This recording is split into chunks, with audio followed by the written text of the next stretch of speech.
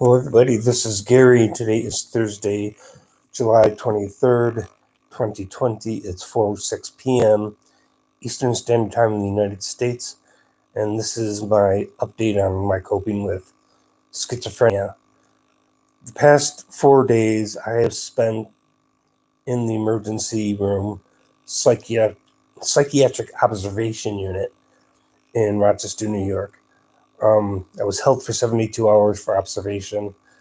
I went in myself voluntarily. I had called an ambulance. I was feeling paranoid, depressed, anxious, worried, um, hallucinating, hearing voices that were telling me people were following me, they were out to get me, they were spying on me, that kind of thing.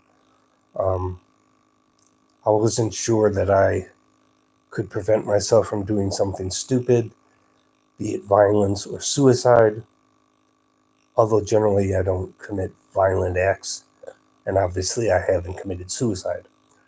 And I have no criminal record at the age of 54. I felt particularly strange 3 or 4 days ago, so I called an ambulance. They came and picked me up. I spent the first night in the emergency room just waiting to even be evaluated by a psychiatrist. And it took them like 12 or 13 hours to finally get a psychiatrist to me to talk to me, and we debated whether or not I should be put in 72-hour observation, at the end of which I would be released, and was. The other option was to actually hospitalize me in the main wards, and that may have been a 2-week stay. We settled on the observation for 72 hours, and if everything went fine, I didn't appear to be dangerous or suicidal, they would let me go, which they did. And I think that was the plan all along. Um, it's not easy for a psychiatrist to evaluate somebody they don't know, or in my case, barely know, outside the emergency room. Um, it's not an easy task to try to predict human behavior. Psychiatrists are not God. They don't read people's minds. They can't tell when people are telling the truth or lying, or when they're even on drugs, and just a whole bunch of guesswork goes into being a psychiatrist.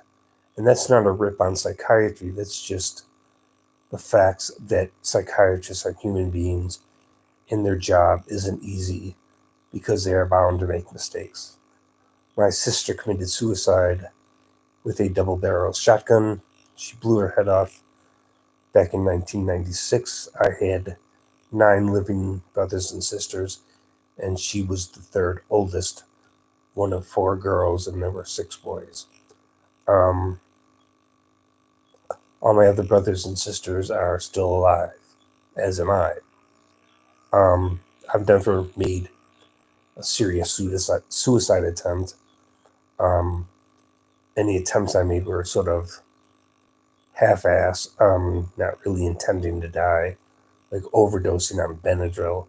It's actually not very easy to kill yourself on a drug like Benadryl because it has to be a pretty high dose to be lethal. And plus, overdosing on it is very uncomfortable because it makes you nervous and agitated. Um, so my suicide attempts were not real serious.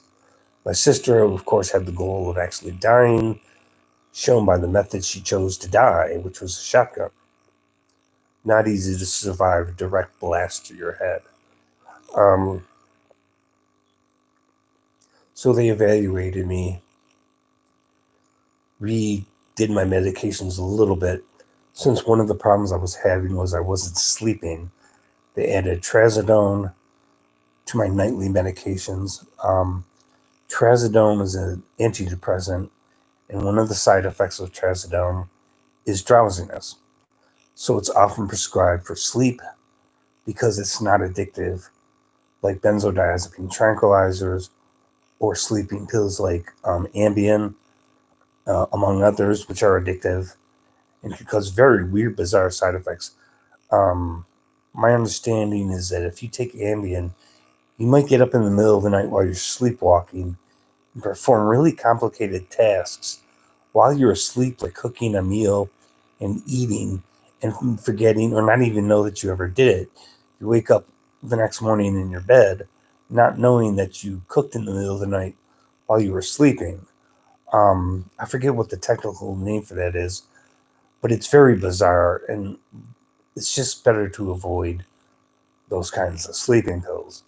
Um, so they added trazodone to my regimen, and it's not addictive physically. I'm not taking it as an antidepressant. I'm taking it as a sleeping medication.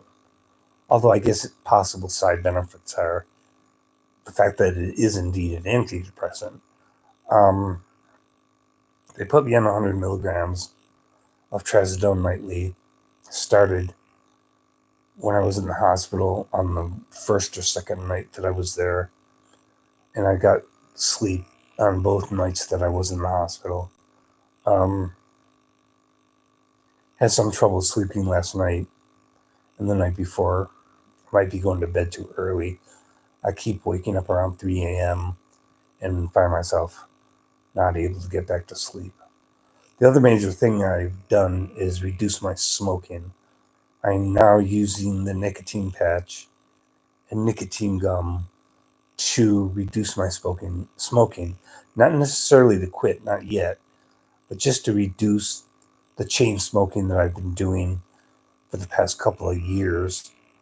For whatever reason, my smoking has had an uptick in how much I'm smoking, well over a pack a day, or roughly thereabouts, because I make my own cigarettes. Um, and I feel like I'm going to irreversibly damage my lungs if I don't do something now. Um, I'm still smoking 2, 3, 4 cigarettes a day, which is not healthy, but it's healthier than 30 or 40 cigarettes a day, which is what I was doing. Um, I'm rapidly killing myself by smoking, and so it's safer to use the nicotine gum and patch and smoke a few occasional cigarettes a day than it is to smoke more than a pack every day. I'm getting a little tired of smoking one cigarette right after the other. And so far, I've been able to manage keeping my smoking down since I got home from the hospital. Um, I don't know how soon I'll be able to actually quit smoking, but this is the first step towards it. Um, I have an 8-week supply of both nicotine gum and nicotine patches. So we'll just go and see how it goes. The other problem with smoking is that I take Seroquel for my psychotic symptoms as well as manic symptoms and to help me sleep. And smoking interferes with what Seroquel is supposed to do by making the body eliminate Seroquel before the body can use it. So I'm on 1,000 milligrams of Seroquel because I smoke heavily. The actual safest dosage would be about 800 milligrams a day, and I'm on 1,000. If I'm able to quit smoking, we're going to have to lower my Seroquel to a more safer level so I'm not getting toxic levels of Seroquel. Any chemical in large enough amounts can be toxic, and psychiatric medications are no different than any other medication in that regard. Um, it's been very hot and humid here in Rochester.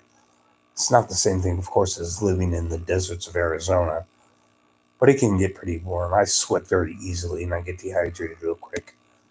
I don't like going out in the heat. I'm glad I got air conditioning. Um, I do go out to exercise, but not for long periods of time. I can't stand the heat. I can't stand the heat less than I can't stand the cold. Um, in the cold, I generally don't get dehydrated and end up in the emergency room because I'm overheated with heat exhaustion, which has happened a couple of times before. Um, And on top of it, my psychiatrist said that dehydration and overexposure to the sun can actually aggravate psychiatric problems, which is, I think, one of the reasons I ended up in the hospital this week. Because it's hot, I sweat a lot more than normal people, and I get dehydrated real quick, and that affects my mental health.